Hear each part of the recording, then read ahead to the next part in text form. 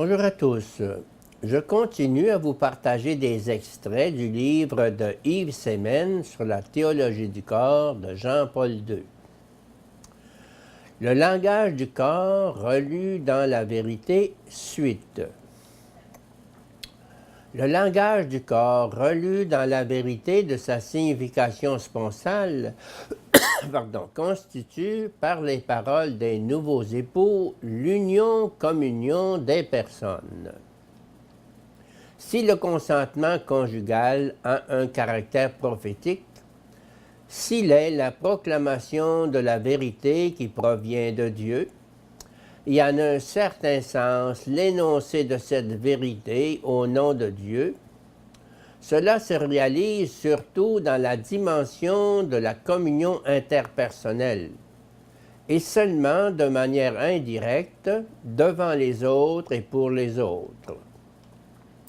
Cet éternel langage du corps porte en lui toute la richesse et la profondeur du mystère, d'abord de la création, puis de la rédemption.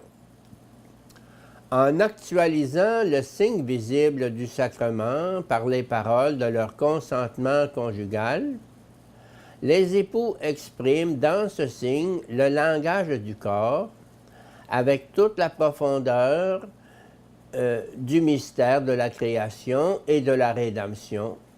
La liturgie du sacrement de mariage en offre un riche exemple. En relisant de cette manière le langage du corps, non seulement les époux intègrent dans les paroles du consentement conjugal la plénitude subjective de la promesse indispensable pour actualiser le signe propre de ce sacrement, mais ils atteignent aussi, en un certain sens, aux sources mêmes, d'où ce signe tire à chaque fois son éloquence prophétique et sa force sacramentelle.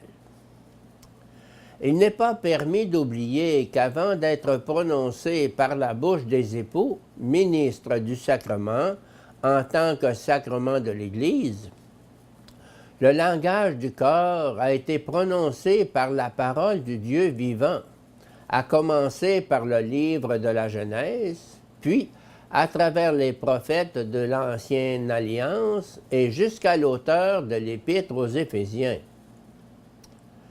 Si l'homme masculin et féminin est l'auteur de ce langage, il l'est surtout en tant qu'il veut conférer et confère effectivement à son comportement et à ses actions la signification conforme à l'éloquence relue de la vérité de la masculinité et de la féminité dans leurs relations conjugales réciproques.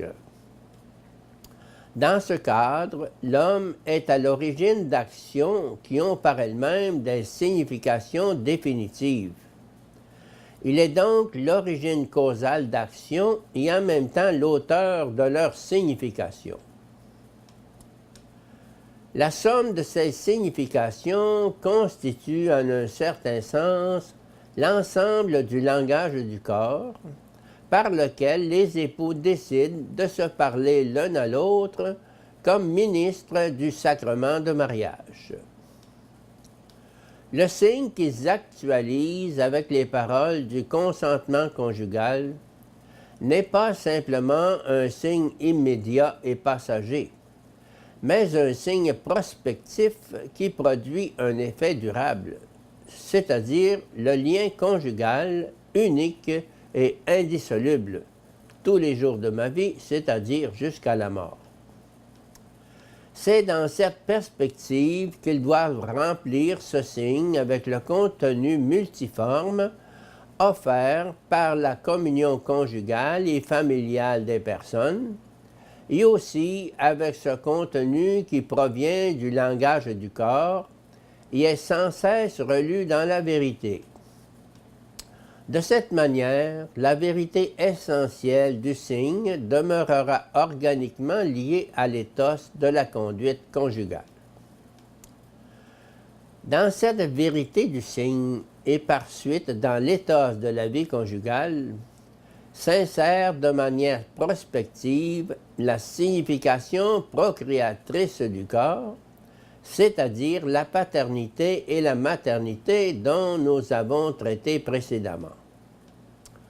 À la question « Êtes-vous disposé à accueillir de manière responsable, avec amour, les enfants que Dieu voudra vous donner et les éduquer selon la loi du Christ et de son Église ?» l'homme et la femme répondent « Oui ».